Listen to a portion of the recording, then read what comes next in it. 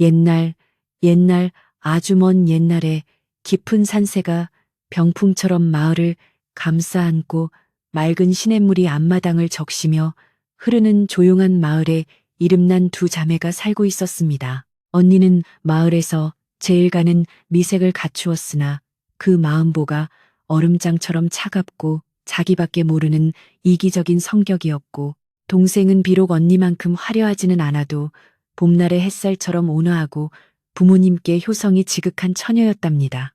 이 마을에는 대대로 높은 벼슬을 지낸 김진사댁이라는 큰 기와집이 있었는데, 그 집의 외아들인 도령은 지혜롭고 인품이 훌륭하여 장차 나라의 큰 제목이 될 것이라 칭송이 인과 자자하던 인물이었습니다. 하지만 어느 날 갑자기 도령이 이름 모를 괴질에 걸려 자리에 눕게 되었고, 좋다는 약을 다 써보아도 차도가 없이 나날이 몸이 야위어만 가니 집안의 근심이 태산처럼 높아졌습니다. 김진사 댁에서는 도령의 마지막 운명을 하늘에 맡기는 심정으로 혼인을 통해 나쁜 애군을 몰아내고 생기를 불어넣어야 한다는 직관의 말을 듣게 되었습니다.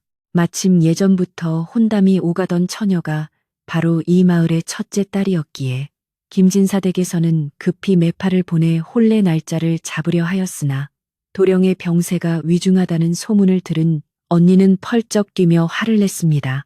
언니는 어머니의 치맛자락을 붙잡고 울며 불며 자기는 죽어가는 사람에게 시집가서 젊은 나이에 과부가 될 수는 없다고 소리를 질렀고, 부모님은 김진사댁과의 약조를 어길 수도 없어 난처한 상황에 처하게 되었습니다. 방 안에서 이 광경을 묵묵히 지켜보던 동생은 부모님의 깊은 한숨소리와 언니의 모진 말을 들으며 가슴이 미어지는 것 같은 아픔을 느꼈고, 결국 자신이 대신 가겠노라 결심을 굳혔습니다. 동생은 떨리는 목소리로 부모님 앞에 무릎을 꿇고 앉아 자신이 언니를 대신해 김진사 댁으로 시집을 가겠다고 말하며 부모님의 짐을 덜어드리고자 했습니다. 아버지는 막내딸의 고운 마음씨에 눈시울을 붉히며 차마 말을 잇지 못하셨고, 어머니는 딸의 앞날이 고생길이 훤한 것을 알기에 가슴을 치며 통곡하셨지만 동생의 의지는 꺾이지 않았습니다.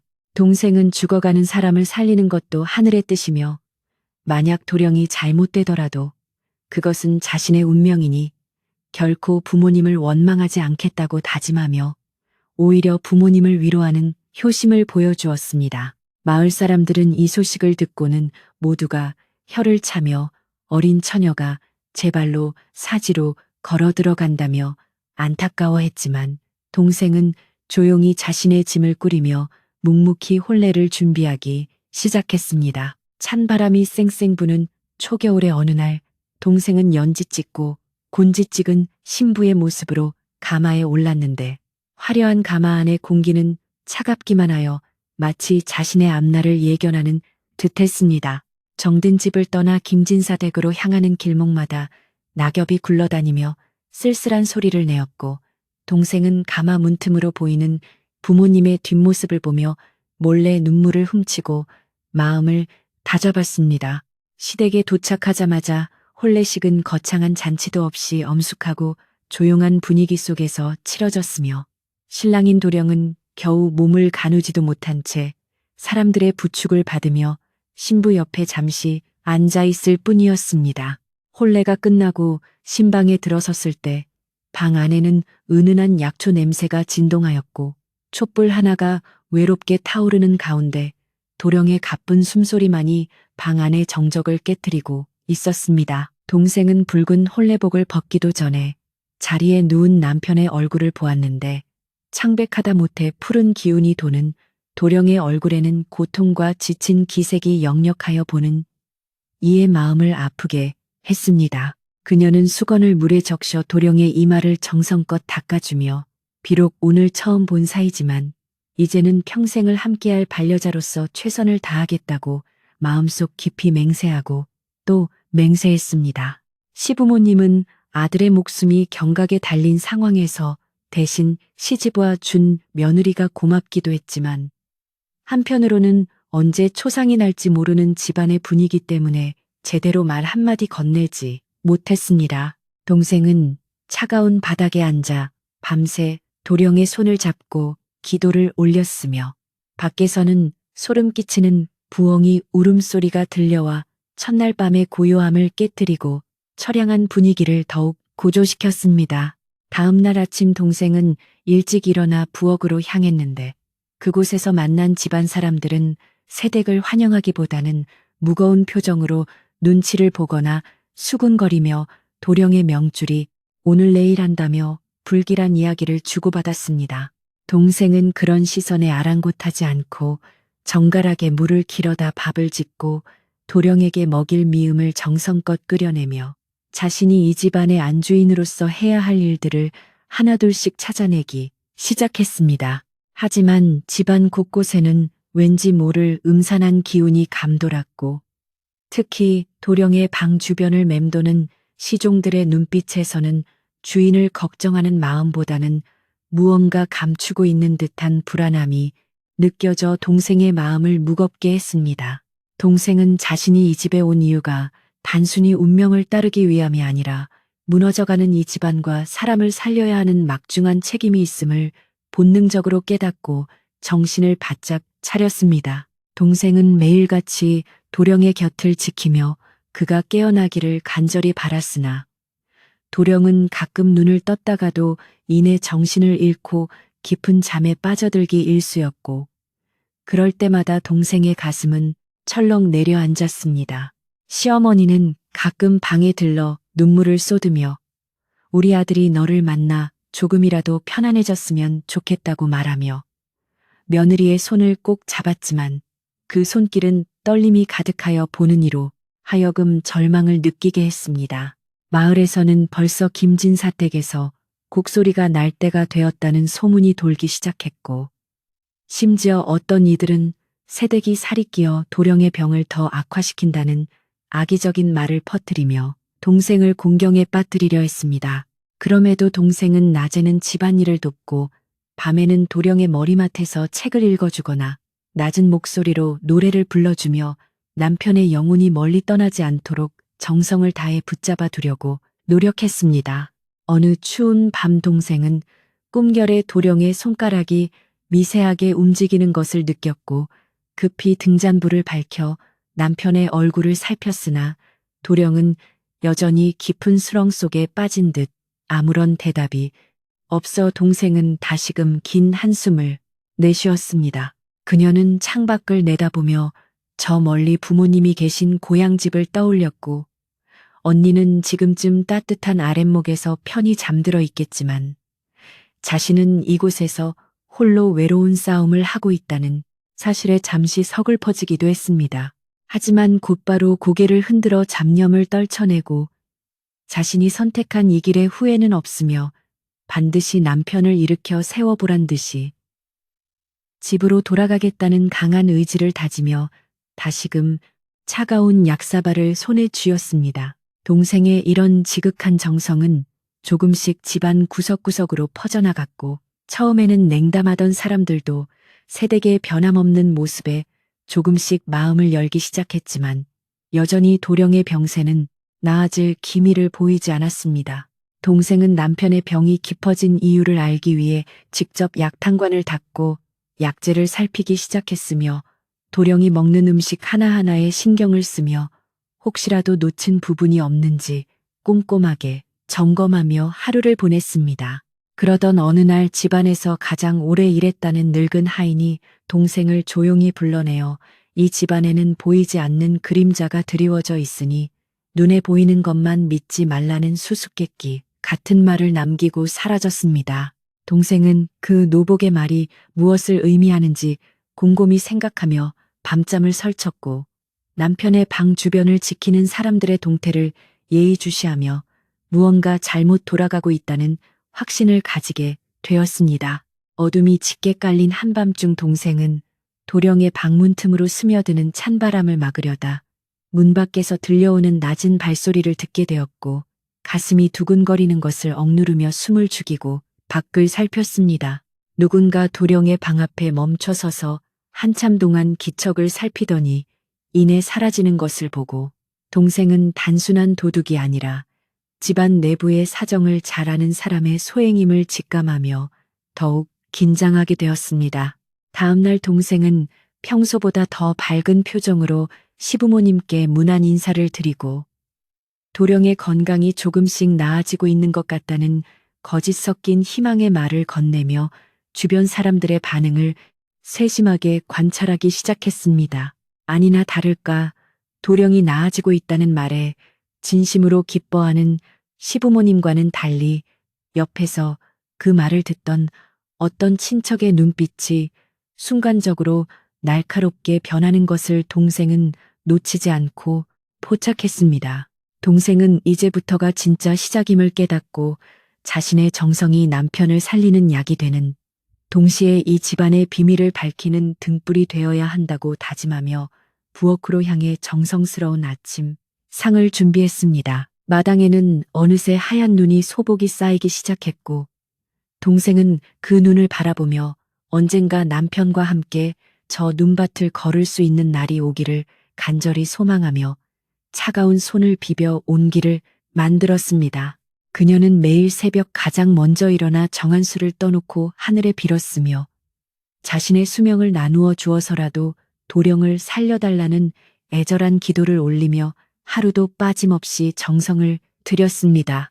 시아버지는 그런 며느리의 뒷모습을 보며 눈물을 훔치셨고 이 집안에 복덩이가 들어왔다며 남몰래 며느리를 대견해 하셨지만 아직도 도령은 깨어나지 못한 채 긴 잠에 빠져 있었기에 갈 길은 멀기만 했습니다. 동생은 도령의 마른 입술에 물을 적셔주며 당신이 일어나야 우리 가족이 웃을 수 있다며 귓속말로 속삭였고 그때마다 도령의 눈꺼풀이 파르르 떨리는 것을 보며 희망의 끈을 놓지 않았습니다. 집안의 분위기는 여전히 무거웠지만 동생의 부지런한 손길 덕분에 여기저기 먼지가 쌓였던 구석진 방들이 깨끗해지고 어두웠던 집안 곳곳의 생기가 조금씩 돌기 시작하자 하인들도 새댁을 존경 어린 눈으로 보기 시작했습니다. 하지만 이런 변화를 시기하는 무리가 있었으니 그들은 도령이 죽어야 자신들에게 돌아올 재산과 권력을 탐내는 이들로 동생의 존재가 가시처럼 따갑게 느껴졌을 것이 분명했습니다. 동생은 자신을 향해 쏟아지는 보이지 않는 화살들을 온몸으로 느끼면서도 결코 물러서지 않았고 오히려 더 당당하게 집안 법도를 세우며 도령의 곁을 철통같이 지켜나갔습니다. 겨울바람은 더욱 매서워졌지만 동생의 가슴속에는 남편을 향한 사랑과 집안을 지키겠다는 뜨거운 열정이 불타고 있었기에 추위조차 잊은 채 매일을 긴장 속에서 보낼 수 있었습니다. 어느 날 오후 동생은 도령의 옷가지를 세탁하기 위해 우물가로 나갔다가 마을 아낙네들이 나누는 이야기를 듣게 되었는데 그 내용은 차마 입에 담기 힘든 험악한 소문들로 가득 차 있어 동생의 마음을 아프게 했습니다.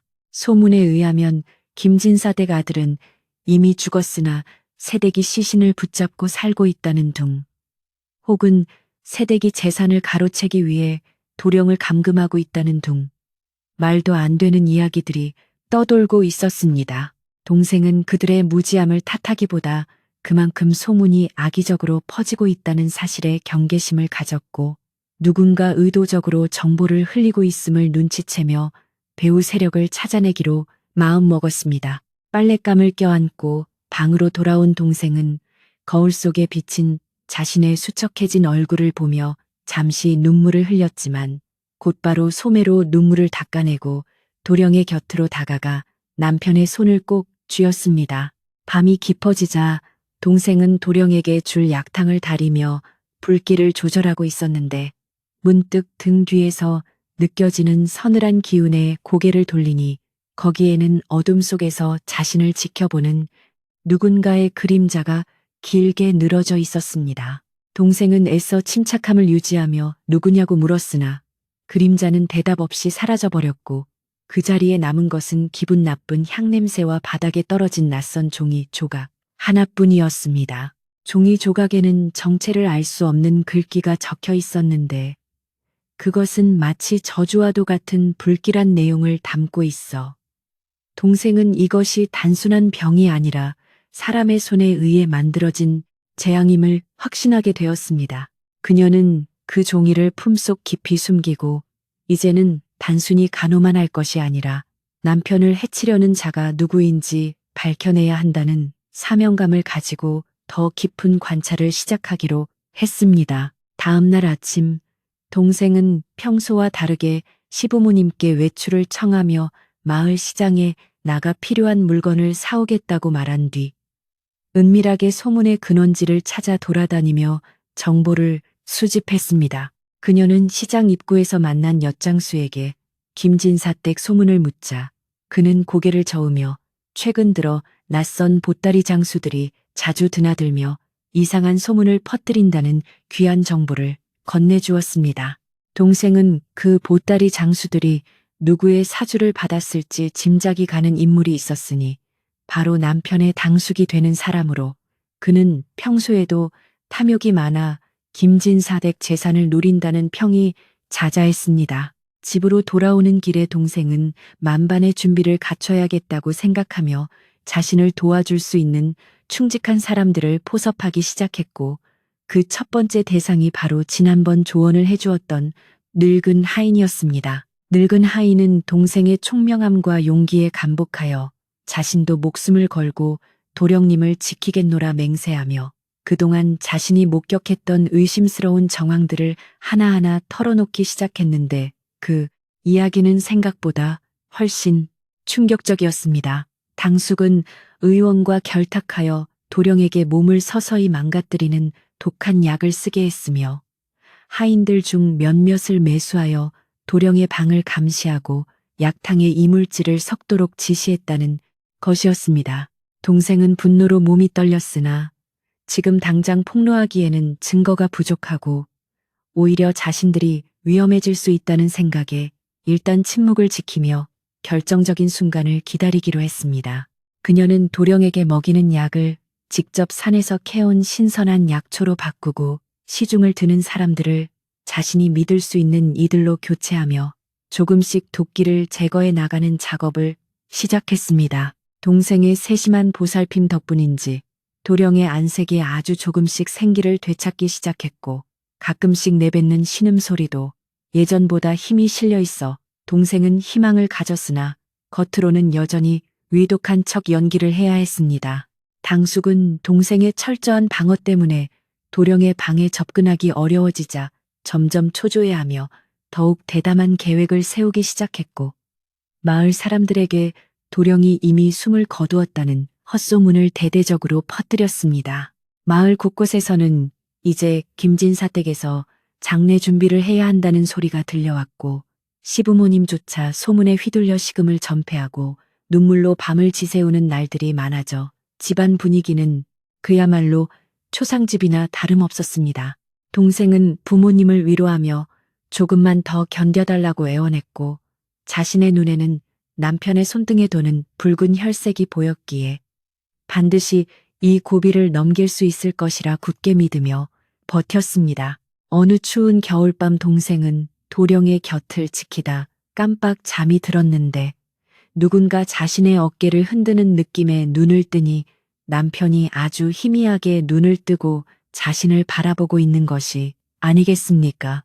도령의 입술이 가늘게 떨리며 물을 찾는 듯한 몸짓을 보였고 동생은 기쁨에 눈물을 흘리며 조심스럽게 물을 입에 넣어주자 도령은 그것을 천천히 받아 마시며 기운을 차리려는 기색을 보였습니다. 도령은 겨우 목소리를 내어 당신은 누구냐고 물었고 동생은 당신의 아내라고 답하며 이제는 안심해도 좋다고 떨리는 손으로 남편의 손을 꼭 쥐어주어 따뜻한 온기를 전해주었습니다. 도령은 다시금 깊은 잠에 빠져들었지만 그것은 예전의 죽음 같은 잠이 아니라 회복을 위한 편안한 잠이었기에 동생은 처음으로 평온한 마음으로 남편의 얼굴을 오랫동안 지켜보았습니다. 다음 날부터 동생은 도령의 회복을 극비에 붙인 채 더욱 정성스럽게 간호했고 도령은 조금씩 정신을 차릴 때마다 아내가 해주는 이야기를 들으며 바깥 세상에 돌아가는 상황과 집안의 위기를 이해하기 시작했습니다. 도령은 자신의 아내가 죽음의 문턱에서 자신을 건져 올린 은희님을 깨닫고 감동의 눈물을 흘렸으며 두 사람은 힘을 합쳐 집안의 원수를 갚고 가문을 바로 세우기로 굳게 약속하며 결의를 다졌습니다.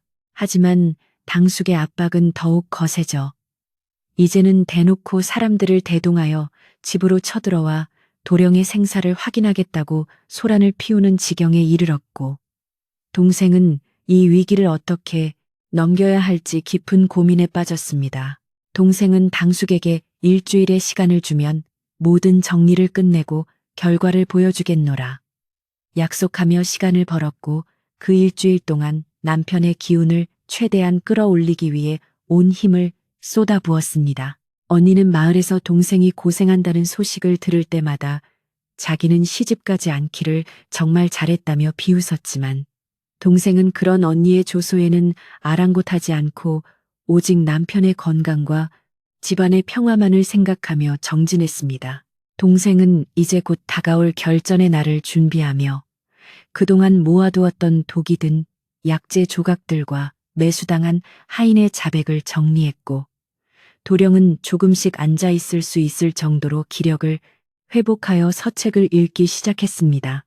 시부모님께는 아직 비밀로 하였는데 혹시라도 기쁨을 감추지 못해 당숙에게 들킬까 염려한 동생의 지혜로운 배려였으며 시부모님은 그저 며느리가 끝까지 포기하지 않는 모습에 가슴 아파하며 지켜볼 뿐이었습니다. 캄캄한 밤 동생은 밝게 빛나는 보름달을 보며 부디 자신의 계획이 성공하여 억울한 누명을 벗고 남편이 예전의 위상을 되찾기를 빌고 또 빌며 마지막 일주일을 보내고 있었습니다. 마지막 날 밤 동생은 도령의 머리칼을 빗겨주며 내일이면 모든 것이 판가름 날 것이니 부디 강건한 마음을 가져달라고 부탁했고 도령은 아내의 손을 잡으며 그동안의 고생을 보답하겠노라 다짐하는 눈빛을 보내왔습니다. 밖에서는 눈보라가 치며 거센 바람 소리가 들려왔지만 방 안의 공기는 그 어느 때보다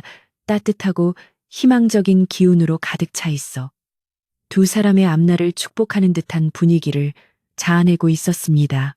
동생은 잠자리에 들기 전 마지막으로 약탕을 정성껏 다려 남편에게 먹였고 도령은 아내가 준 마지막 약을 마시며 속에서부터 솟구치는 기운을 느끼며 내일 아침이 밝기를 조심스럽게 기다렸습니다. 이윽고 새벽닭이 울고 동쪽 하늘에서 붉은 해가 솟아오르기 시작하자 동생은 단정한 옷차림으로 매무새를 가다듬고 방문을 열어 젖히며 다가올 폭풍우를 맞이할 준비를 마쳤습니다.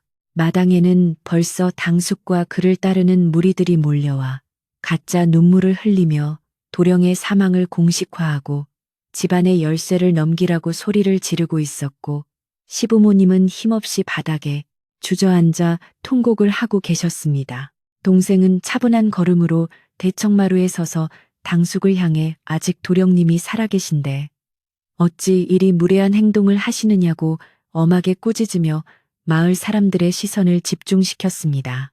당숙은 코웃음을 치며 이미 죽은 사람을 어찌 살려냈다는 말이냐며 비키라고 소리쳤지만 동생은 눈 하나 깜짝하지 않고 당당하게 맞서며 진실이 무엇인지 곧 알게 될 것이라고 선포하며 대문을 굳게 걸어 잠갔습니다.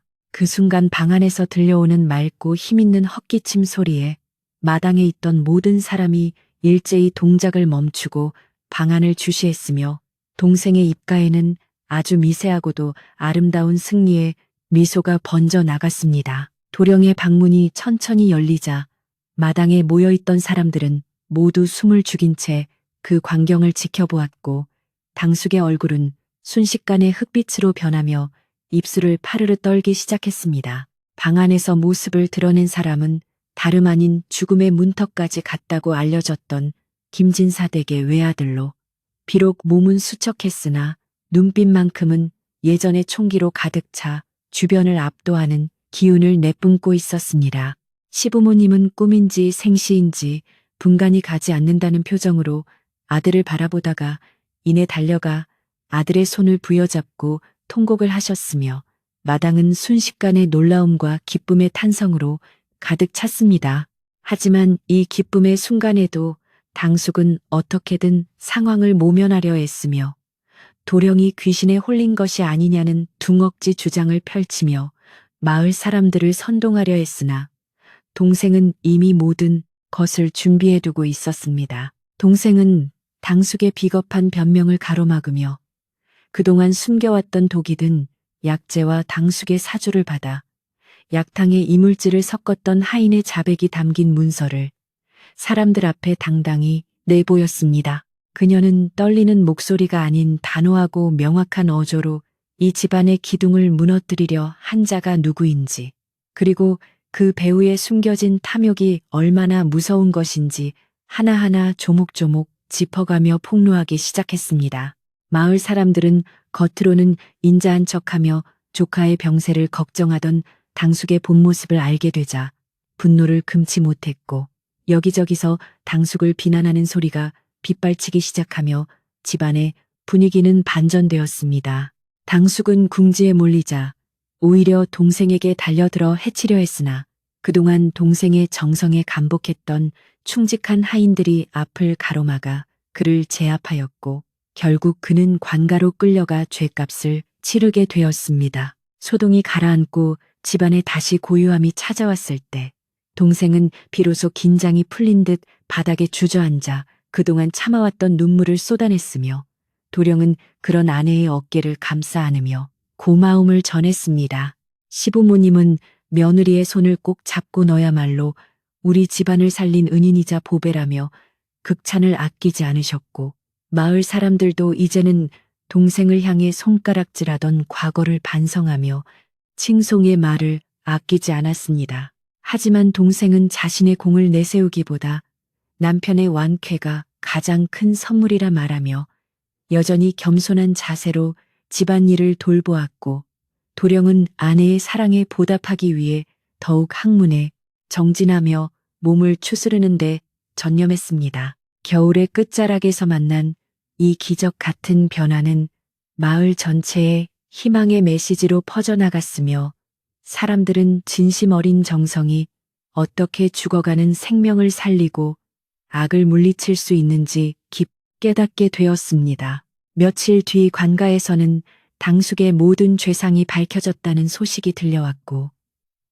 그는 평생 동안 쌓아온 명예와 재산을 잃고 유배를 떠나게 되었으며 그와 결탁했던 사악한 의원 또한 엄벌에 처해졌습니다. 동생은 남편에게 먹일 보약을 다시 정성껏 다리며 이제는 근심 없이 약탕관을 바라볼 수 있게 되었다는 사실에 안도했고 집안의 곳곳에 쌓여있던 음산한 기운은 사라지고 따스한 햇살이 방 안 깊숙이 스며들었습니다. 도령은 하루가 다르게 기력을 회복하여 이제는 마당을 산책할 수 있을 정도로 건강해졌고 아내와 함께 우물가에서 나누는 대화는 그 어떤 노래보다 감미롭고 행복한 시간이 되어 흘러갔습니다.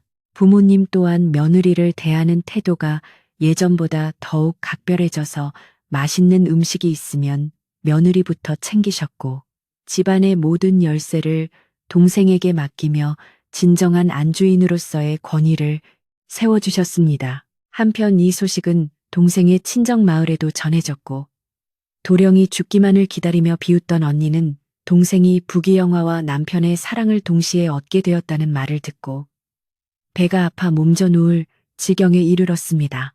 언니는 자신이 가졌어야 할 자리였다며 뒤늦게 후회했지만 이미 버스는 떠난 뒤였고 부모님은 막내딸의 현명한 선택과 인내심이 가져온 결과에 기뻐하시면서도 언니의 못된 심성을 꾸짖으셨습니다. 동생은 친정에 선물을 보내 부모님께 안부를 전하면서도 결코 언니를 원망하거나 조롱하지 않았으며 오히려 언니도 좋은 짝을 만나 행복해지기를 바란다는 너그러운 마음씨를 보여주어 사람들을 감동시켰습니다. 동생의 이런 선한 마음씨는 남편 도령에게도 큰 영향을 주어 도령은 백성들의 아픔을 돌보는 목민관이 되겠다는 결심을 더욱 굳건히 다지게 되었고 부부는 서로를 존중하며 아름다운 가정을 일구어 나갔습니다. 봄 기운이 완연해지자 마을에는 매화꽃이 흐드러지게 피어났고 김진사댁 마당에도 향긋한 꽃향기가 가득 차며 지난 겨울에 혹독했던 시련을 모두 잊게 해줄 만큼 평화로운 나날들이 계속되었습니다. 도령은 이제 서재에 앉아 과거 시험을 준비하며 밤낮으로 글을 읽었고, 동생은 남편이 공부에 집중할 수 있도록 정갈한 음식을 차려내며 묵묵히 내조에 힘쓰는 현모양양처의 본보기가 되었습니다. 시아버지는 아들이 글 읽는 소리가 담장을 넘는 것을 들으며 수염을 쓸어내리셨고, 시어머니는 며느리와 함께 장독대를 닦으며 웃음꽃을 피우는 등 집안에는 끊이지 않는 행복의 소리가 가득했습니다. 가끔씩 마을 사람들이 찾아와 동생에게 지혜를 구하거나 병수발에 대한 조언을 듣고자 할 때면 동생은 친절하게 그들을 맞이하며 자신이 겪은 고난이 누군가에게 도움이 될 수 있다는 사실에 감사했습니다. 어느 날 오후 동생은 마당 한 구석에서 어린 싹이 돋아나는 것을 보며 생명의 끈질김과 신비로움을 다시 한번 느꼈고, 자신이 포기하지 않았기에 남편이라는 소중한 생명도 다시 꽃피울 수 있었다는 생각에 가슴이 벅차올랐습니다. 그녀는 남편의 방으로 들어가 갓 구운 떡과 따뜻한 차를 내놓으며 잠시 휴식을 권했고, 도령은 아내의 손을 잡으며 그대의 정성이 없었다면 나는 이미 흙이 되었을 것이라며 진심 어린 감사를 표했습니다. 두 사람은 마주보며 미소를 지었고, 창밖으로 보이는 푸른 하늘은 그들의 밝은 미래를 축복하는 듯 눈부시게 빛나고 있었으며, 바람은 시원하게 불어와 두 사람의 뺨을 스치고 지나갔습니다. 마을에서는 이제 김진사댁 며느리를 모르는 사람이 없을 정도로 유명해졌으며, 그녀의 이야기는 어린 아이들에게 들려주는 교훈적인 민담으로 자리 잡기 시작하여 대대손손 전해질 준비를 하고 있었습니다. 동생은 남편이 과거를 보러 떠나는 날 아침 정성스럽게 싼 보찜과 함께 먼 길 조심히 다녀오라는 인사를 건넸고, 도령은 반드시 급제하여 부모님과 아내의 이름에 먹칠하지 않겠노라 약속하며 당당하게 집을 나섰습니다. 도령이 떠난 후에도 동생은 한결같은 모습으로 집안을 돌보며 남편의 급제 소식을 기다렸고, 매일 새벽마다 정한수를 떠놓고 남편의 안녕을 비는 정성을 멈추지 않았습니다. 시부모님은 그런 며느리를 보며 이제는 아들보다 며느리를 더 의지하게 되었고, 집안의 대소사를 결정할 때도 항상 며느리의 의견을 먼저 물어볼 정도로 그녀의 지혜를 높이 평가하게 되었습니다. 마을의 다른 가문에서도 김진사댁 며느리 같은 처자를 얻고 싶어 안달이 났다는 소문이 돌 만큼 동생의 위상은 날로 높아졌으며, 그녀는 마을의 평화와 화합을 이끄는 중심적인 인물이 되어갔습니다. 시간이 흘러 여름이 지나고 가을이 찾아와 들판이 황금빛으로 물들 무렵, 드디어 한양에서 반가운 소식이 들려왔는데, 도령이 과거에서 장원급제를 하여 곧 마을로 돌아온다는 내용이었습니다. 마을 전체는 축제 분위기에 휩싸였고, 김진사댁은 밀려드는 축하객들로 문전성시를 이루었으며, 부모님은 기쁨의 눈물을 흘리며 조상님들께 감사의 제사를 올리느라 여념이 없었습니다. 동생은 남편의 금이 환양을 준비하며 가장 좋은 비단으로 남편의 옷을 짓고 정성스럽게 잔치 음식을 장만하며 남편을 맞이할 설렘으로 가슴 설레는 하루하루를 보냈습니다. 드디어 마을 입구에서 풍악 소리가 울려 퍼지며 장원급제한 도령이 어사화를 쓰고 백마를 탄 채 위풍당당하게 나타나자 마을 사람들은 만세를 부르며 그를 환영했고, 동생은 멀리서 남편의 모습을 보며 기쁨의 눈물을 흘렸습니다. 도령은 말에서 내리자마자 부모님께 큰 절을 올린 뒤 곧장 아내에게 다가가 그동안의 노고를 치하하며 모든 영광을 아내에게 돌렸고, 마을 사람들은 이 아름다운 부부의 모습에 박수갈채를 보내며 진심으로 축복해 주었습니다. 잔치는 며칠 동안 계속되었고, 마을 사람들은 신선한 고기와 술을 마음껏 즐기며 김진사댁의 경사를 자신의 일처럼 기뻐했으며, 이 과정에서 동생은 소외된 이웃들에게도 음식을 나누어 주는 자비를 베풀었습니다. 언니 또한 잔치에 불려왔는데 화려해진 동생의 모습과 위험 있는 제부의 모습을 보며 고개를 들지 못했고 동생은 그런 언니에게 먼저 다가가 따뜻한 밥을 건네며 과거의 앙금을 모두 씻어내는 대인배의 풍모를 보였습니다. 도령은 이제 나라의 관리로서 임지로 떠나야 했지만 그는 아내와 함께 가겠다는 뜻을 분명히 밝히며 항상 아내를 곁에 두고 의지하고자 하는 변함없는 사랑을 확인시켜 주었습니다. 부부는 임지로 떠나기 전날 밤 달빛 아래 앉아 지난 1년 동안 겪었던 수많은 일들을 회상하며 서로의 소중함을 다시 한번 확인했고 어떠한 시련이 닥쳐도 함께라면 이겨낼 수 있다는 확신을 가졌습니다. 동생은 남편에게 백성을 사랑하는 공명정대한 관리가 되어달라고 당부했고 도령은 아내의 조언을 가슴 깊이 새기며 결코 초심을 잃지 않겠노라 맹세하며 아내의 손을 따뜻하게 감싸 쥐었습니다. 다음 날 아침 부부는 시부모님과 마을 사람들의 배웅을 받으며 새로운 출발을 위해 길을 떠났고 그들의 뒷모습은 아침 이슬을 머금은 꽃처럼 맑고 고운 기운을 내뿜으며 멀어져 갔습니다. 마을 사람들은 그들이 떠난 뒤에도 김진사댁 며느리의 이야기를 주고받으며 선한 끝은 반드시 있다는 진리를 되새겼고 그들의 사랑과 정성은 마을의 전설이 되어 오래도록 남아 있게 되었습니다.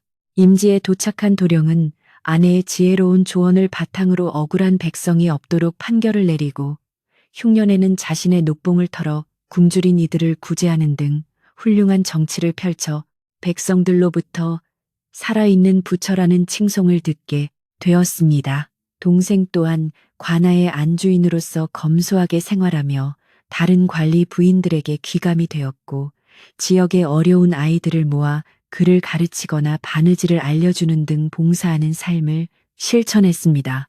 두 사람의 소문은 곧 한양의 임금님 귀에까지 들어가게 되었고 임금님은 도령의 공로와 그 아내의 정조 및 현숙함을 높이 사서 특별한 상을 내리기로 결정을 내리게 되었습니다.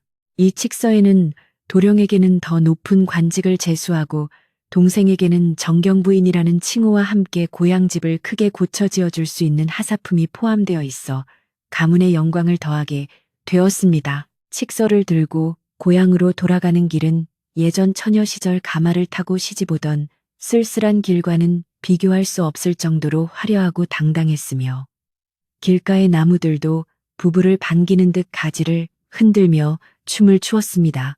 마을 사람들은 다시 돌아온 부부를 위해 큰 길가까지 마중 나와 환호했고 시부모님은 대궐 같은 집에서 며느리와 아들을 맞이하며 이제는 죽어도 여한이 없다며 기쁨의 춤을 덩실덩실 추셨습니다. 동생은 가장 먼저 사당을 찾아 조상님들께 이 영광을 돌렸고 부모님을 모셔와 함께 식사하며 효도를 다하는 등 변함없는 인품을 보여주어 마을 사람들의 존경을 한 몸에 받았습니다. 언니 또한 동생의 배려로 좋은 혼처를 찾아 시집을 가게 되었고 동생의 선한 영향력 덕분에 예전의 못된 성미를 버리고 성실한 사람으로 변모하여 가정을 꾸릴 수 있게 되었습니다. 이 모든 변화는 단 한 사람의 진심 어린 정성과 포기하지 않는 용기에서 시작되었음을 누구나 알고 있었기에 마을 사람들은 자식들에게 이 이야기를 들려주며 항상 정직하고 착하게 살 것을 강조했습니다. 김진사 댁의 담장 안에서는 이제 매일같이 웃음소리가 끊이지 않았고 도령과 동생 사이에는 눈망울이 초롱초롱한 아이들이 태어나 집안의 대를 이어가며 더 큰 행복을 만들어 나갔습니다. 밤이면 동생은 아이들을 무릎에 앉히고 예전 자신이 시집오던 날의 이야기와 아버지를 살려냈던 긴박했던 순간들을 들려주며 지혜와 용기의 중요성을 가르치는 훌륭한 어머니가 되었습니다. 도령은 나라의 큰 어른으로 성장하여 왕의 신임을 한 몸에 받는 재상의 반열에 올랐지만 집에 돌아오면 항상 아내의 말에 귀를 기울이는 자상한 남편으로서의 자리를 지켰습니다. 세월이 흘러 머리에 서리가 내려앉은 나이가 되었어도 두 사람의 사랑은 식을 줄 몰랐고 오히려 깊은 산속의 옹달샘처럼 더욱 맑고 깊어져 보는 이들의 귀감이 되는 부부로 남게 되었습니다.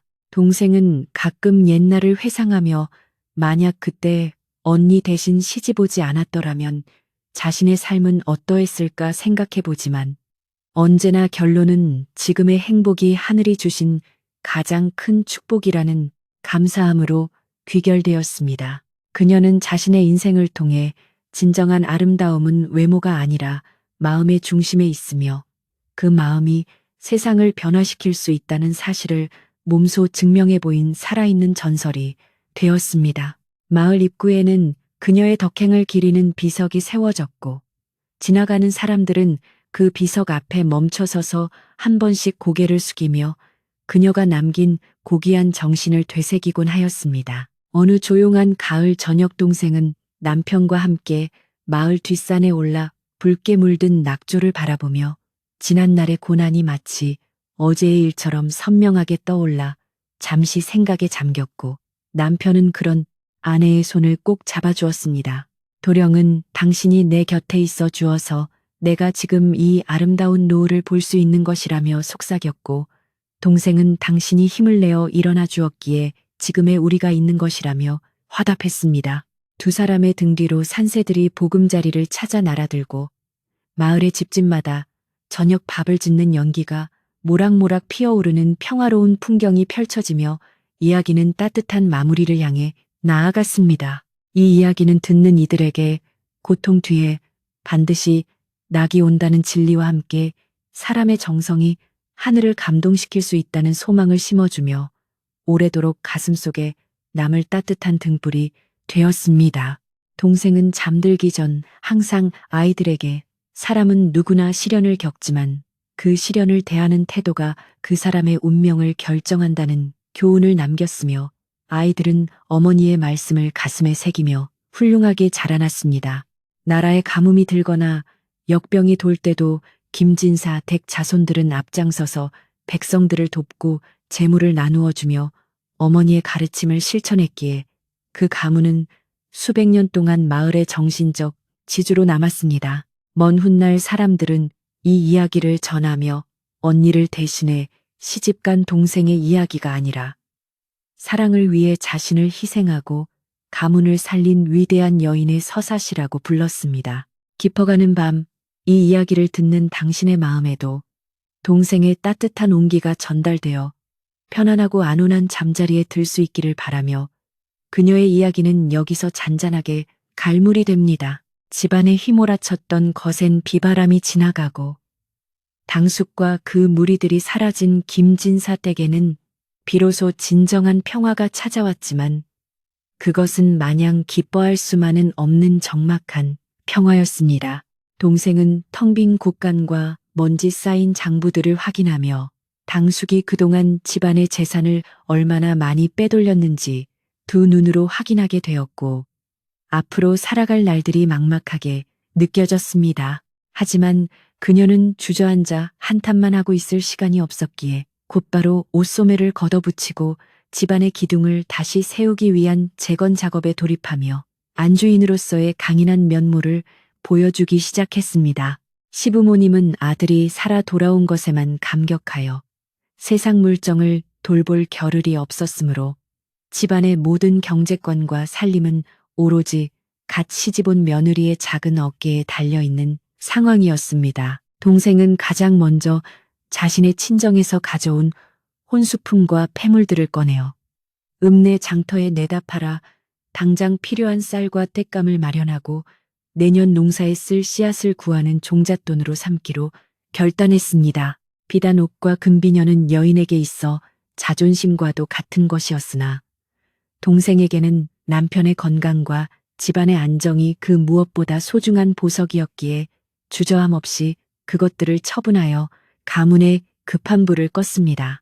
마을 사람들은 새댁이 폐물까지 팔아 시댁을 먹여 살린다는 소식을 듣고 혀를 내두르며 그녀의 희생정신에 감동했고 개중에는 몰래 쌀자루나 반찬을 문 앞에 두고 가는 이들도 생겨났습니다.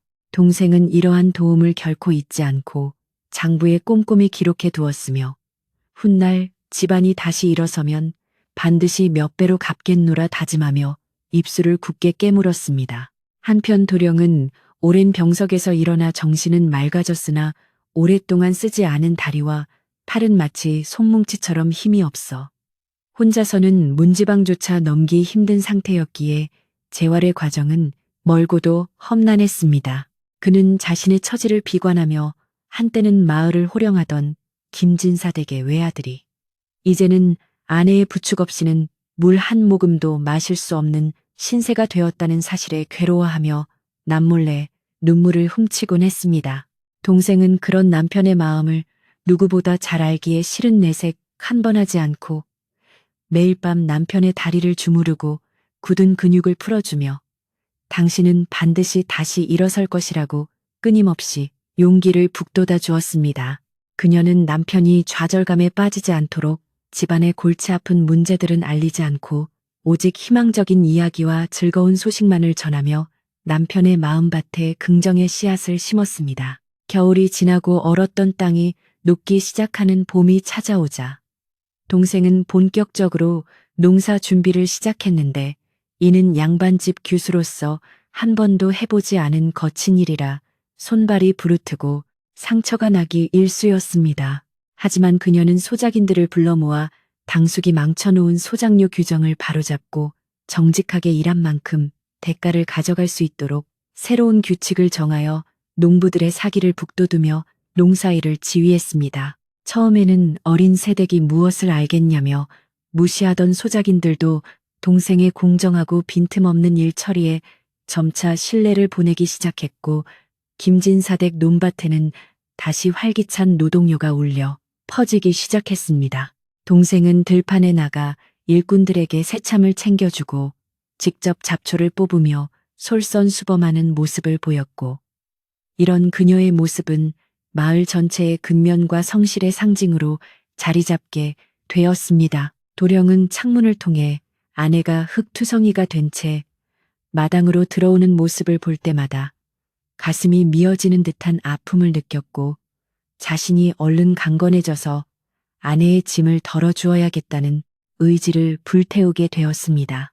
그는 지팡이를 짚고 마당을 걷는 연습을 시작했는데 처음에는 몇 발자국 떼지 못하고 넘어지기를 반복했으나 그때마다 이를 악물고 다시 일어서며 땀방울을 흘렸습니다. 동생은 남편이 넘어질 때마다 당장이라도 달려가 일으켜 세우고 싶었으나 남편의 자존심을 지켜주기 위해 멀리서 지켜보며 마음속으로 응원을 보내는 현명한 기다림을 선택했습니다. 그러던 어느 날 도령이 혼자 힘으로 마당을 한 바퀴 다 돌고 아내의 앞에 섰을 때 두 사람은 말없이 서로를 부둥켜 안고 감격의 눈물을 흘리며 그동안의 고생을 위로했습니다. 몸이 어느 정도 회복되자 도령은 다시 서책을 손에 잡았는데 머리는 예전보다 더 맑아졌으나 오랫동안 글을 읽지 않아 문장이 눈에 잘 들어오지 않는 어려움을 겪어야 했습니다. 그는 밤늦도록 등잔불 아래서 책과 씨름하며 잃어버린 감각을 되찾으려 노력했고 동생은 남편의 눈이 피로하지 않도록 결명자차를 끓여내오고 심지를 돋워주며 지켰습니다. 가끔 도령이 어려운 글귀에 막혀 한숨을 쉴 때면 동생은 조용히 다가와 어깨를 주물러주며 급하게 생각하지 말고 천천히 기초부터 다시 다지라고 조언하여 남편의 조급증을 가라앉혀 주었습니다.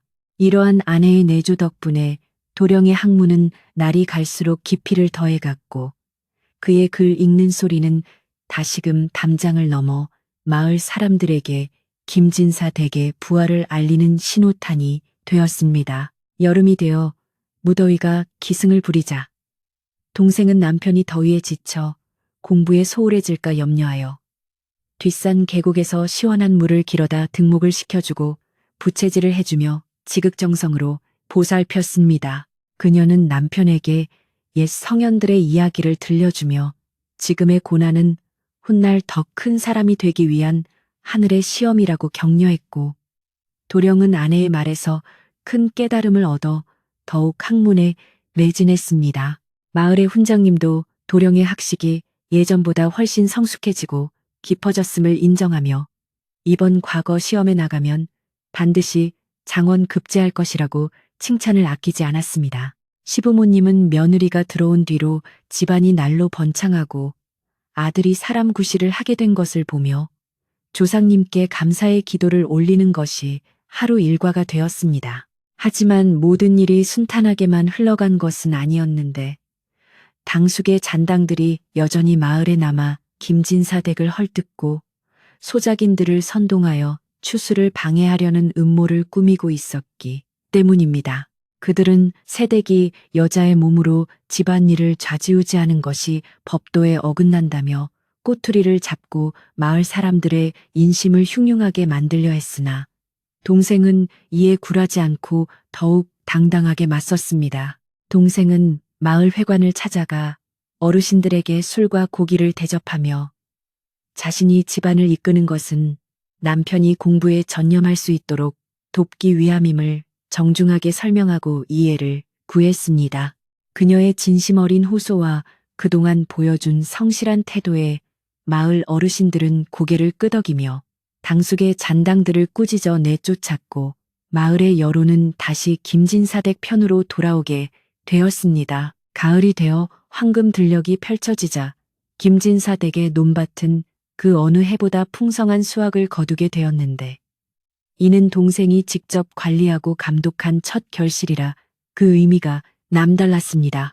동생은 수확한 쌀을 가장 먼저 조상님 사당에 올리고 그 다음으로는 고생한 소작인들에게 넉넉하게 나누어 주었으며 마을의 가난한 이웃들에게도 베푸는 것을 잊지 않았습니다. 곳간이 다시 가득 차고 집안에 재물이 쌓이자 하인들의 얼굴에도 웃음꽃이 피어났고 모두가 새댁을 하늘이 내린 복덩이라 부르며 칭송했습니다. 도령은 풍요로워진 집안 풍경을 보며 이제는 자신이 아내에게 보답할 차례임을 깨닫고 다가오는 과거 시험에 모든 것을 걸기로 결심을 굳혔습니다. 찬바람이 다시 불어오기 시작할 무렵 도령은 아내에게 한양으로 떠나 과거를 보겠다는 뜻을 밝혔고 동생은 이미 예상하고 있었다는 듯 담담하게 받아들이며 남편의 보찜을 준비하기 시작했습니다.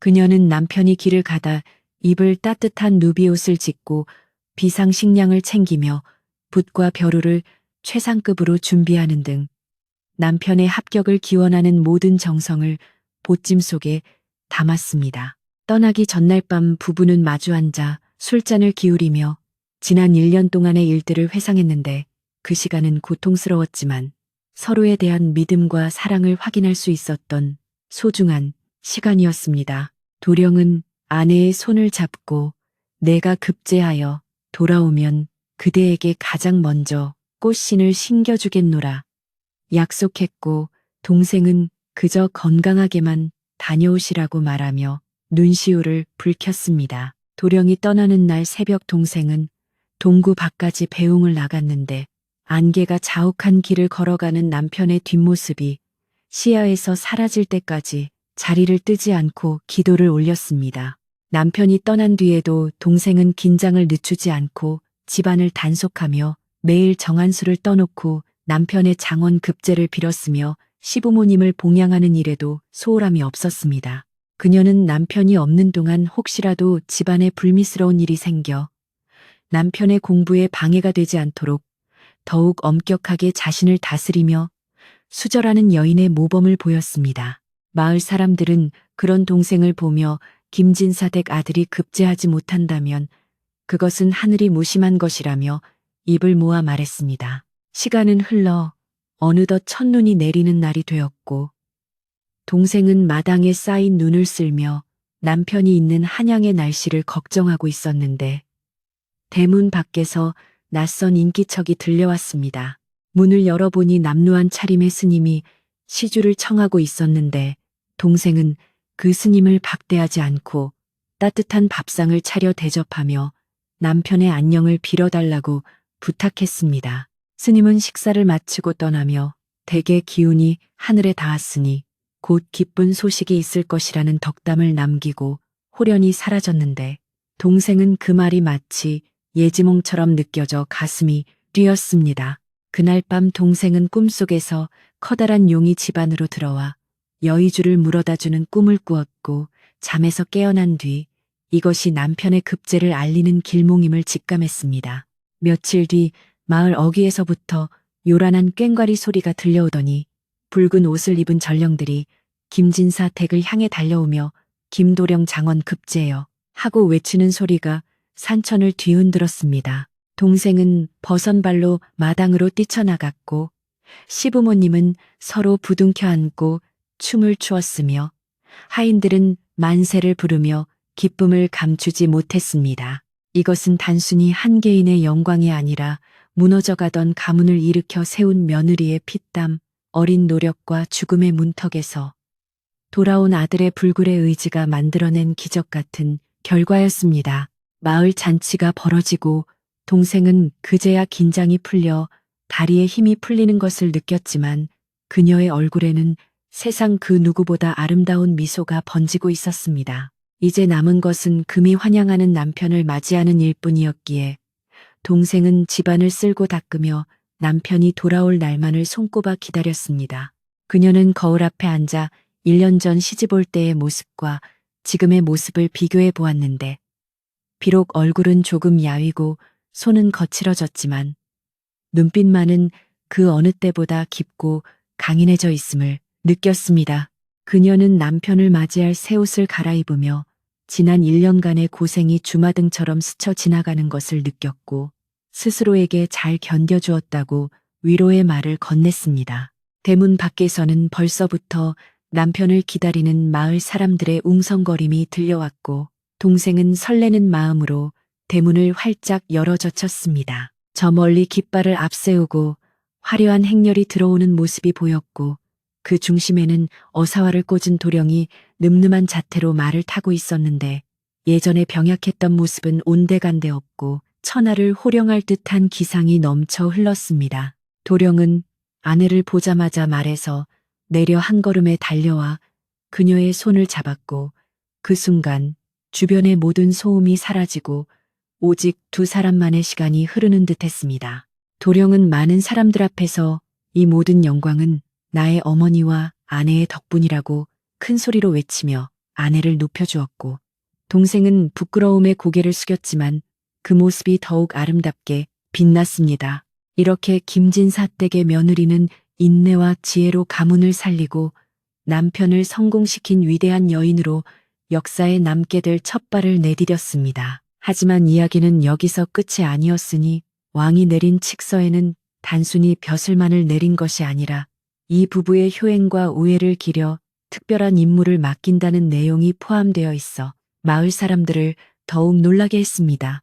왕은 도령이 병을 이겨낸 과정과 아내의 헌신적인 내조 이야기를 전해 듣고 크게 감동하여 이들을 백성들의 교화 모델로 삼고자 했던 것입니다. 동생과 도령은 왕의 명령을 받들어 앞으로 펼쳐질 더 넓은 세상으로 나아가게 되었지만 그들의 마음속에는 항상 이 작은 산골 마을에서의 1년이 가장 소중한 밑거름으로 남아있을 것임을 알았습니다. 이제 그들은 단순한 부부를 넘어 세상을 이롭게 할 동반자로서 새로운 여정을 시작할 준비를 마쳤습니다. 마을 입구에 들어선 화려한 행렬은 마치 굽이치는 용처럼 위엄이 넘쳤고 그 선두에는 임금님이 하사하신 칙서를 든 관리가 엄숙한 표정으로 앞장서고 있었는데 이는 이 산골, 마을이 생긴 이래 처음 있는 경사스러운 일이었습니다. 오색 깃발이 가을바람에 펄럭이며 내는 소리는 사람들의 환호성과 어우러져 천지를 진동시키는 듯했고 구경 나온 마을 사람들은 눈부신 광경에 입을 다물지 못한 채 연신 고개를 숙이며 경의를 표했습니다.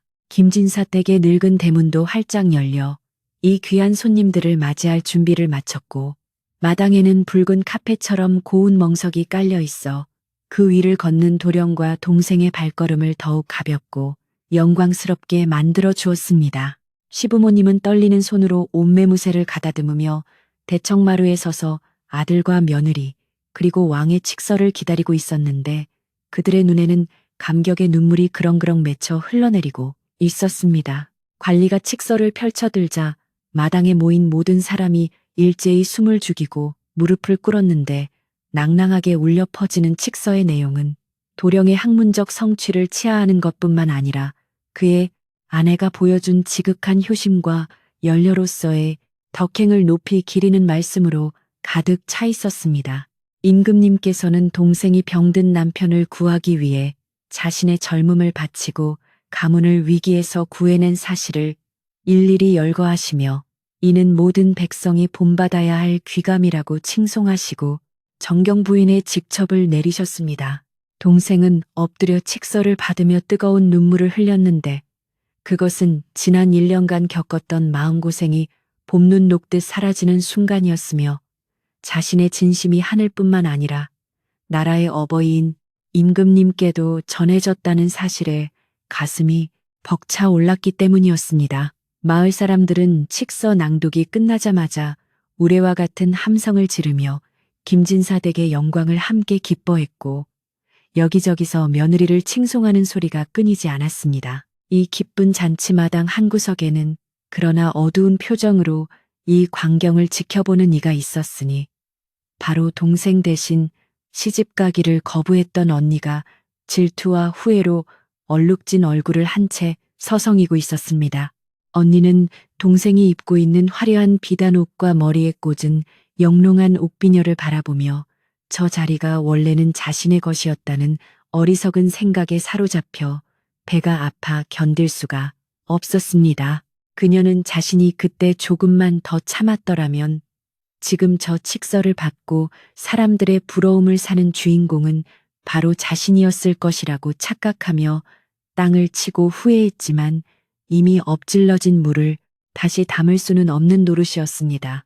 언니는 심술대진 마음이 발동하여 사람들이 보지 않는 틈을 타 잔치 음식이라도 실컷 먹고 가야겠다는 생각으로 슬그머니 음식상이 차려진 곳으로 발걸음을 옮기기 시작했습니다. 동생은 남편과 함께 하객들에게 인사를 다니던 중 구석에서 눈치를 보며 서 있는 언니를 발견했는데 비록 언니가 자신에게 모진 말을 하고 떠넘기듯 시집을 보냈지만 혈육의 정은 끊을 수 없어 측은한 마음이 들었습니다. 동생은 조용히 언니에게 다가가 따뜻한 손길로 어깨를 감싸며 언니도 와주어서 고맙다고 인사를 건넸지만 언니는 동생의 손을 뿌리치며 네가 운이 좋아 내 복을 가로챈 것이라며 쏘아 붙였습니다. 하지만 동생은 화를 내는 대신 온화한 미소를 지으며 언니가 양보해준 덕분에 제 짝을 만날 수 있었으니 오히려 언니에게 고마워해야 할 일이라며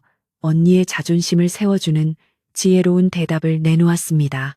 주변에 있던 마을 안악들은 언니의 뻔뻔한 태도에 혀를 차며 수근거렸지만 동생의 너그러운 태도에 다시 한번 감동하여 역시 정경 부인이 될 자격이 있는 사람이라며 고개를 끄덕였습니다. 잔치는 밤이 깊도록 계속되었는데 마당에는 횃불이 대낮처럼 밝게 타오르고 풍물패의 흥겨운 가락에 맞춰 마을 사람들은 덩실덩실 춤을 추며 김진사 댁의 경사를 자신의 일처럼 즐겼습니다. 동생은 시어머니와 함께 부엌을 드나들며 손님들에게 부족함이 없는지 살폈고 가난한 이웃들에게는 고기와 떡을 넉넉히 싸주어 돌려보내는 등 뱃뜻을 실천하여 잔치 분위기를 더욱 훈훈하게 만들었습니다. 도령은 마을 어르신들에게 술을 따르며 앞으로 고을을 위해 어떤 정치를 펼칠 것인지 의견을 경청하였고 그의 겸손하고 진지한 태도에 어르신들은 김진사 댁이 드디어 큰 인물을 배출했다며 기뻐하였습니다. 술기운이 오른 마을 사람들은 도령의 병이 나은 것은 전적으로 부인의 지극정성 덕분이라며 입을 모아 칭찬했고 도령 또한 그 말을 부인하지 않고 빙그레 웃으며 아내를 바라보았습니다. 한편 언니는 동생의 배려로 상석에 앉아 맛있는 음식을 대접받았지만 가시방석에 앉은 듯 마음이 편치 않아 음식 맛을 제대로 느낄 수가 없었고 사람들의 따가운 시선을 견디기 힘들어 자꾸만 고개를 숙였습니다. 그녀는 예전에는 자신이 동생보다 예쁘고 잘났다고 생각했으나 지금 눈앞에 있는 동생은 내면에서 우러나오는 기품과 아름다움으로 빛나고 있어 감히 범접할 수 없는 존재가 되어 버렸음을 깨닫게 되었습니다. 언니는 자신의 좁은 소견과 탐욕이 얼마나 부질없는 것이었는지 뼈저리게 느끼며 슬그머니 자리에서 일어나 아무도 모르게 잔치마당을 빠져나가려 했습니다. 그때 동생이 뒤따라 나와 언니의 손에 작은 보자기를 쥐어주었는데 그 안에는 언니가 좋아하던 떡과 과일이 정갈하게 담겨 있어 언니의 눈시울을 붉게 만들었습니다. 언니는 어둠 속으로 사라지며 처음으로 동생에게 미안하다는 생각을 했고 자신의 못난 행동을 반성하며 앞으로는 욕심부리지 않고 분수껏 살아가겠다고 다짐하며 집으로 향하는 발걸음을 재촉했습니다. 이렇게 집안의 가장 큰 골칫거리였던 자매간의 갈등도 동생의 넓은 아량으로 인해 조용히 마무리되었고 김진사 댁에는 진정한 평화와 화합의 기운이 감돌기 시작했습니다. 잔치 소음이 조금씩 잦아들고 손님들이 하나둘 돌아가자 집안에는 다시 고요함이 찾아왔지만 그것은 예전의 쓸쓸하고 차가운 정막이 아니라 따뜻하고 충만한 행복의 여운이었습니다. 도령과 동생은 마루에 나란히 앉아 밤하늘의 별을 바라보며 오늘 하루 있었던 벅찬 일들을 도란도란 이야기 나누며 서로의 노고를 위로했습니다. 시부모님은 안방에서 두 사람의 그림자를 바라보며 흐뭇한 미소를 지으셨고 이제는 죽어도 여한이 없다는 말을 반복하시며 조상님들께 감사의 절을 올리고 편안한 잠자리에 드셨습니다. 도령은 아내에게 임금님께서 하사하신 칙서의 무게가 무겁지만 당신과 함께라면 그 어떤 어려움도 헤쳐나갈 수 있을 것이라며 굳은 믿음을 보였고 동생은 남편의 뜻을 잘 받들어 내조하겠다고 다짐했습니다. 밤바람이 대나무 숲을 스치며 사각거리는 소리가 마치 두 사람의 앞날을 축복하는 노래처럼 들려왔고 마당에 남은 횃불의 불씨는 사그라들 줄 모르고 은은하게 타오르며 긴 밤을 지키고 있었습니다. 동생은 남편의 어깨에 기대어 잠시 눈을 붙였는데 꿈속에서도 행복한 미소를 짓고 있어 보는 이로 하여금 마음을 편안하게 해주었습니다. 다음 날 아침 일찍 일어난 동생은 어김없이 정한수를 떠놓고 기도를 올렸는데 이번에는 남편의 병을 낫게 해달라는 간절한 기도가 아니라 이 행복이 오래도록 지속되고 백성을 위한 훌륭한 관리가 되게 해달라는 감사의 기도를 올렸습니다. 그녀는 마당에 흩어진 잔치의 흔적들을 하인들과 함께 치우며 들뜬 마음을 차분하게 가라앉혔고 다시 일상으로 돌아와 안주인으로서의 본분에 충실하려 노력했습니다.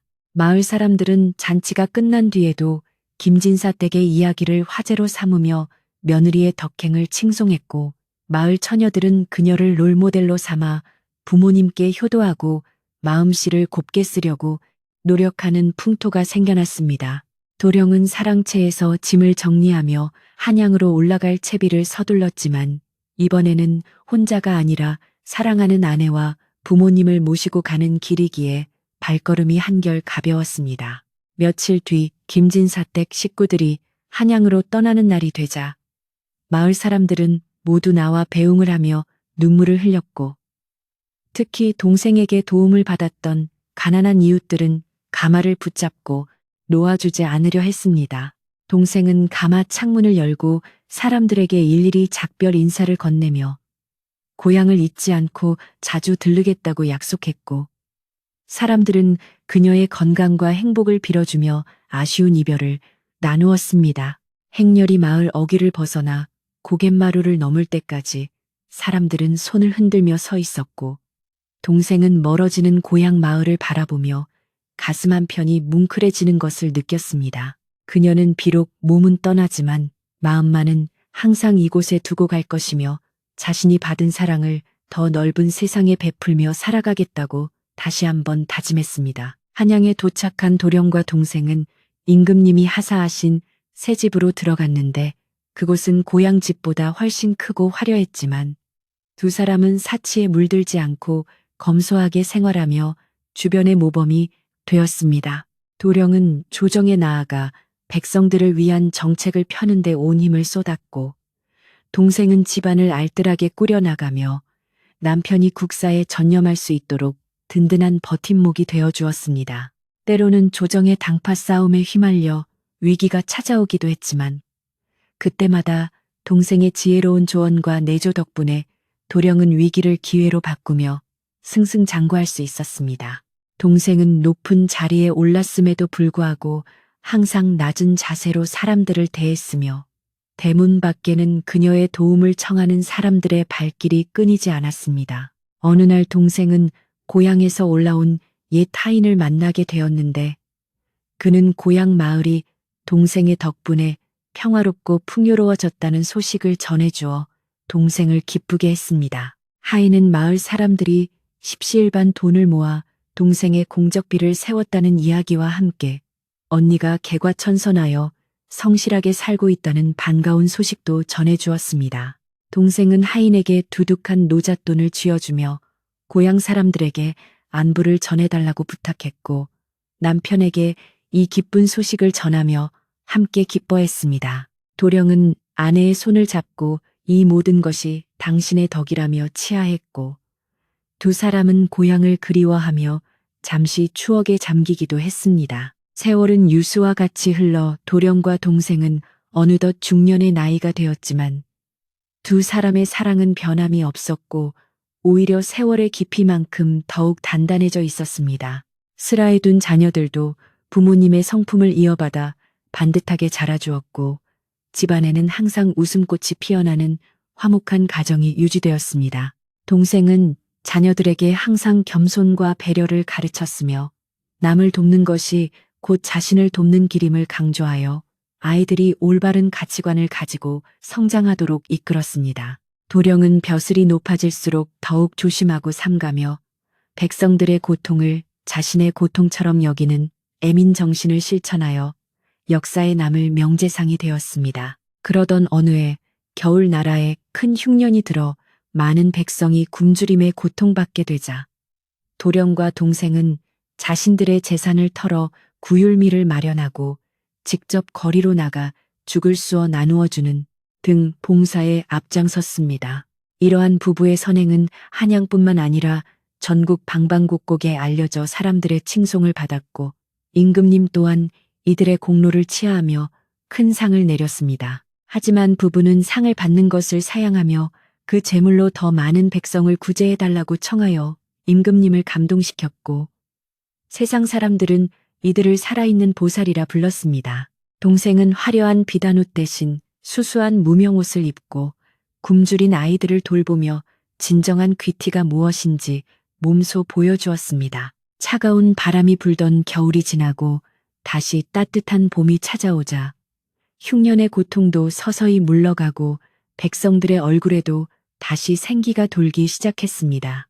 도령과 동생은 뜰에 핀 매화꽃을 바라보며 지난 겨울의 시련을 잘 이겨낸 것을 자축했고 서로에게 감사한 마음을 전했습니다. 동생은 남편에게 벼슬에서 물러나면 고향으로 내려가 조용히 살고 싶다는 소망을 내비쳤고 도령 또한 같은 생각이라며 고개를 끄덕였습니다. 두 사람은 권력의 정점에 있을 때 미련 없이 물러나 자연으로 돌아가는 삶을 꿈꾸며 남은 생을 정리할 준비를 시작했습니다. 그들은 자신들이 가진 것을 사회에 환원하고 후학을 양성하며 남은 여생을 보내기로 약속했고 이러한 그들의 아름다운 퇴장은 후세 사람들에게 깊은 울림을 주었습니다. 동생은 젊은 시절 병든 남편을 살려내고 가문을 일으킨 강인한 여인에서 이제는 세상을 품는 넉넉한 어머니의 모습으로 완성되어 가고 있었습니다. 그녀의 삶은 한편의 드라마와 같았지만 그 속에는 시대를 초월하는 진정한 사랑과 헌신의 가치가 담겨 있어 듣는 이들의 가슴을 따뜻하게 적셨습니다. 밤이 깊어가고 이야기가 무르익을수록 김진사댁 안주인의 지혜는 별처럼 빛나며 우리의 마음속 어둠을 밝혀주고 있었습니다. 도령은 가끔 아내에게 묻곤 했는데 만약 다시 태어나도 자신과 결혼하겠냐는 질문에 동생은 주저없이 그렇다고 대답하며 당신이 아니면 내 인생은 의미가 없었을 것이라고 말해주었습니다. 이렇듯 두 사람의 인연은 하늘이 맺어준 천생연분이었으며 고난과 역경을 함께 이겨내며 완성된 사랑이었기에 더욱 값지고 아름다웠습니다. 이제 이야기는 서서히 막바지를 향해 달려가고 있지만 그들의 사랑과 덕행은 영원히 끝나지 않는 노래가 되어 세상에 울려 퍼질 것입니다. 오늘 밤 우리는 이 아름다운 부부의 이야기를 통해 진정한 행복이 무엇인지 다시 한번 생각해 보게 되며 마음의 평안을 얻습니다. 세월이 흘러 머리에 하얀 서리가 내려앉은 노년이 되었을 때 부부는 평생을 바쳐 일군 한양의 생활을 정리하고 그토록 그리워하던 고향 마을로 돌아오기로 결정을 내렸습니다. 화려한 벼슬과 명예는 그들에게 잠시 스쳐 지나가는 바람과 같았을 뿐, 진정으로 마음이 머물고 싶은 곳은 젊은 날의 땀과 눈물이 배어 있는 그 오래된 기와집이었습니다. 짐을 꾸려 고향으로 내려오는 길은 젊은 날 과거를 보러 떠나던 때와는 달리 여유롭고 평온했으며 창밖으로 스쳐 지나가는 산천초목 하나하나가 마치 오랜 친구처럼 그들을 반겨주는 듯 했습니다.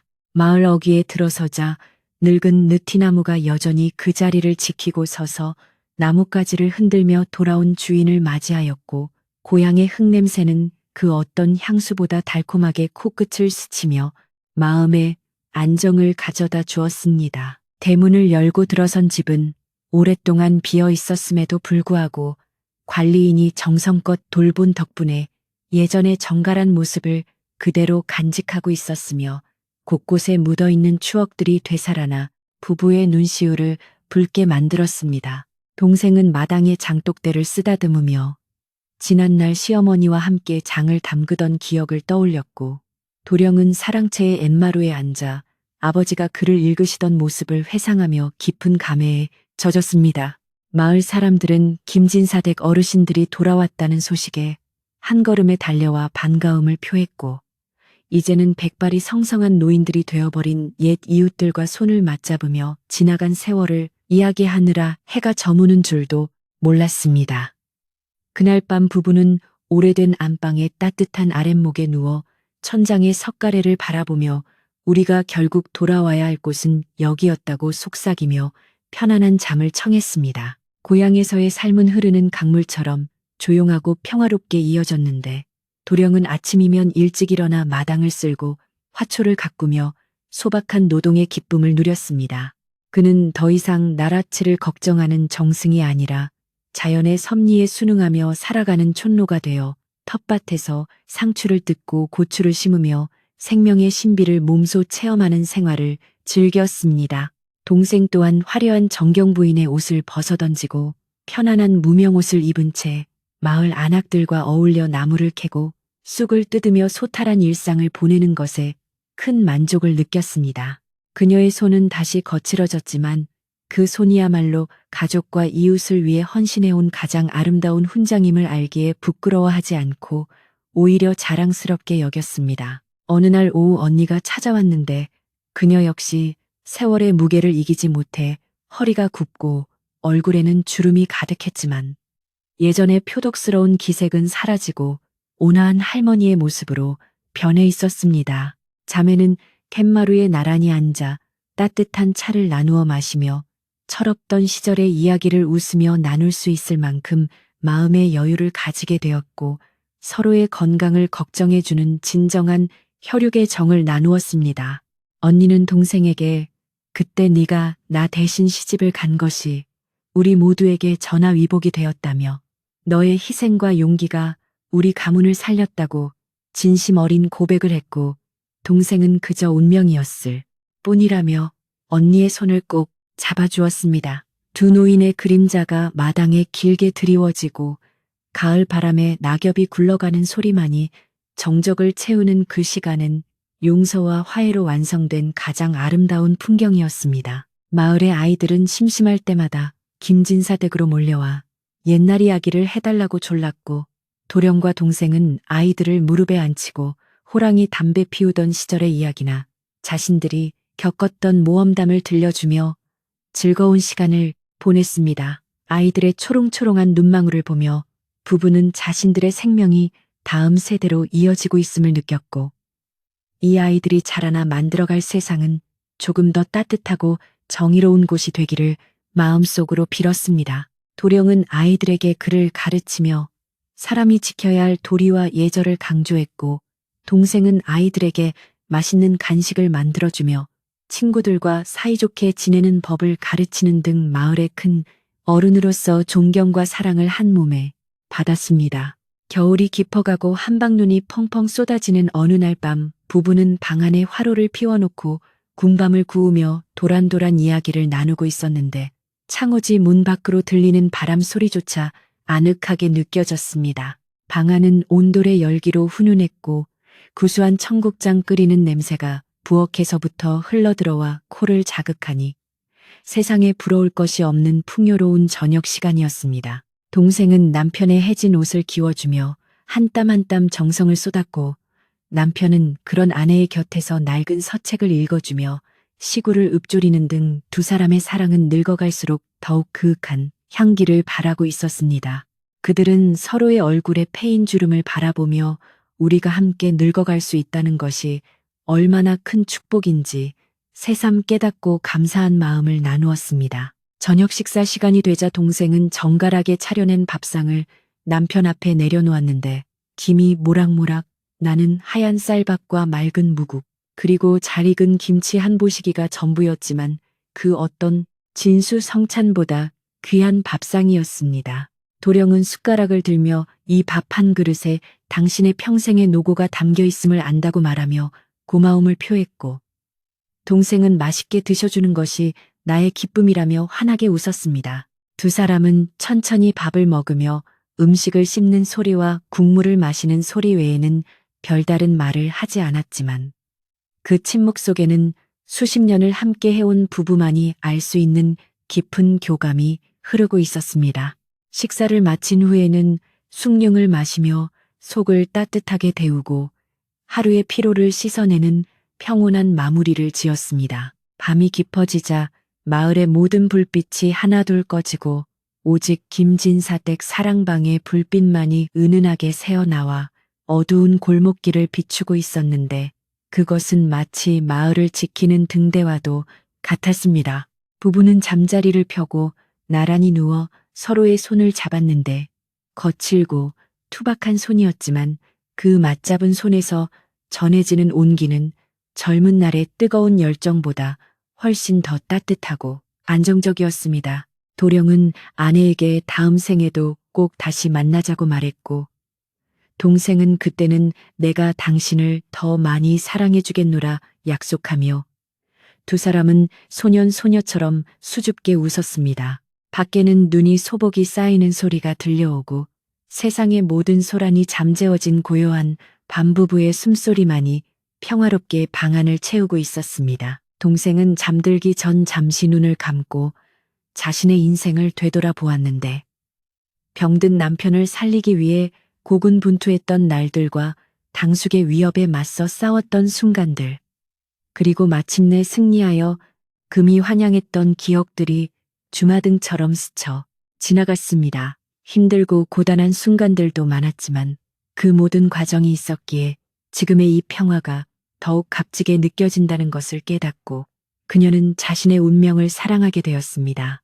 그녀는 마음속으로 부모님과 조상님들께 감사의 인사를 올리고 자신의 곁을 지켜준 남편에게도 감사의 마음을 전하며 깊은 안도감을 느꼈습니다.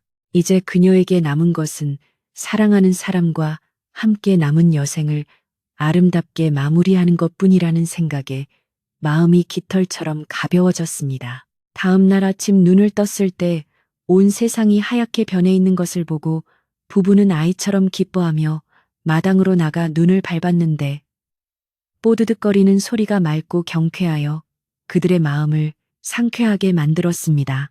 도령은 빗자루를 들고 마당에 눈을 쓸어 길을 내었고 동생은 부엌에서 따뜻한 차를 끓여 마루로 가지고 나와 남편에게 건네며 잠시 휴식을 권했습니다. 하얀 눈밭 위에서 차를 마시는 두 사람의 모습은 한 폭의 수묵화처럼 고요하고 아름다웠으며 그들의 머리 위에 내려앉은 눈송이는 마치 하늘이 내려준 축복의 꽃가루처럼 반짝였습니다. 마을 사람들도 하나둘 밖으로 나와 눈을 치우며 서로 인사를 나누었고 김진사 댁의 평화로운 풍경을 보며 흐뭇한 미소를 지었습니다. 세월은 계속 흘러 부부는 어느덧 걷는 것조차 힘겨운 나이가 되었지만 서로가 서로의 지팡이가 되어주며 마을 산책을 거르지 않았고 그 모습은 마을 사람들에게 진정한 부부의 표상으로 기억되었습니다.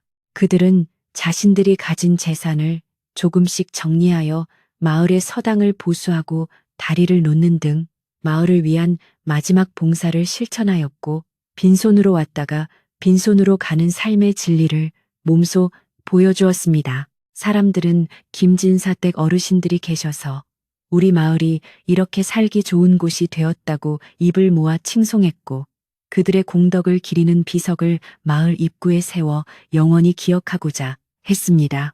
하지만 부부는 그런 칭송조차 과분하다며 손사래를 쳤고, 그저 조용히 잊히기를 바라는 겸손함을 끝까지 잃지 않았습니다. 어느 따뜻한 봄날 도령은 아내의 무릎을 베고 누워 따사로운 햇살을 받으며 조용히 눈을 감았는데, 그의 얼굴은 마치 깊은 잠에 빠진 아이처럼 평온해 보였습니다.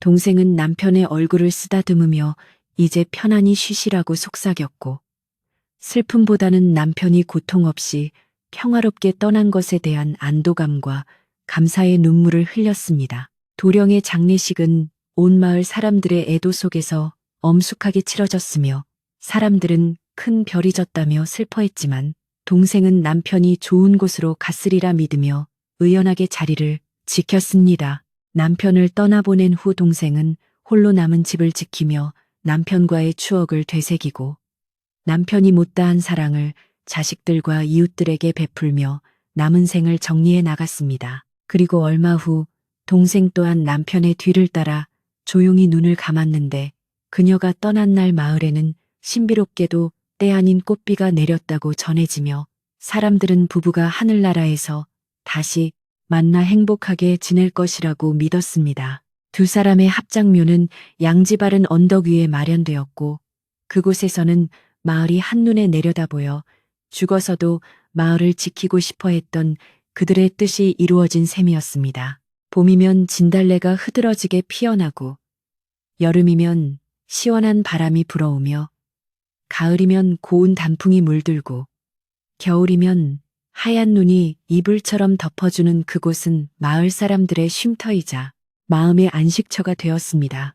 사람들은 힘든 일이 있을 때마다 그 묘소를 찾아 위로를 얻고 다시 살아갈 힘을 얻곤 했습니다. 지금도 그 마을에 가면 김진사 댁의 예터와 부부의 이야기가 전설처럼 전해 내려오고 있으며, 밤이 되면 할머니들이 손주들에게 이 이야기를 들려주며 착한 마음씨와 인내의 중요성을 가르치고 있습니다. 언니 대신 병든 도령에게 시집가서 그를 살리고 가문을 일으킨 동생의 이야기는 단순한 옛날 이야기가 아니라 사랑과 헌신이 만들어낸 위대한 기적의 이야기로 우리 가슴 속에 영원히 살아 숨쉴 것입니다. 바람이 부는 날이면 대나무 숲에서 들리는 소리가 마치 동생이 부르는 자장가처럼 들린다고 하며, 그 소리를 들으면 누구나 편안한 마음으로 잠이 들 수 있다고 합니다. 오늘 밤 당신의 꿈속에도 그 따뜻하고 온화한 기운이 스며들어 세상의 모든 근심 걱정을 잊고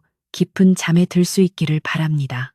이야기는 여기서 끝이 나지만 그들의 사랑은 끝나지 않고 밤하늘의 별이 되어 우리를 비추고 있으며, 우리가 서로를 사랑하고 아끼는 마음을 가질 때 그들은 언제나 우리 곁에 머물 것입니다. 긴 이야기를 들어주신 여러분의 머리맡에 평화의 천사가 내려앉아 고단한 하루를 위로하고 내일의 희망을 꿈꾸게 하는 축복이 함께하기를 기원합니다. 방 안에 불을 끄고 이불을 턱 밑까지 끌어올린 채 눈을 감으면 저 멀리서 들려오는 다듬이질 소리와 함께 평화로운 시골 마을의 풍경이 그려지며 스르르 잠이 들게 될 것입니다. 옛날, 아주 먼 옛날 어느 산골 마을에 살았던 아름다운 부부의 이야기는 바로 당신의 마음속에 있는 따뜻한 사랑의 씨앗이 되어 언젠가 꽃을 피울 날을 기다리고 있습니다. 모두들 편안한 밤 되시고 좋은 꿈 꾸십시오. 자, 이제 정말로 눈을 감고 깊은 잠 속으로 빠져들 시간입니다.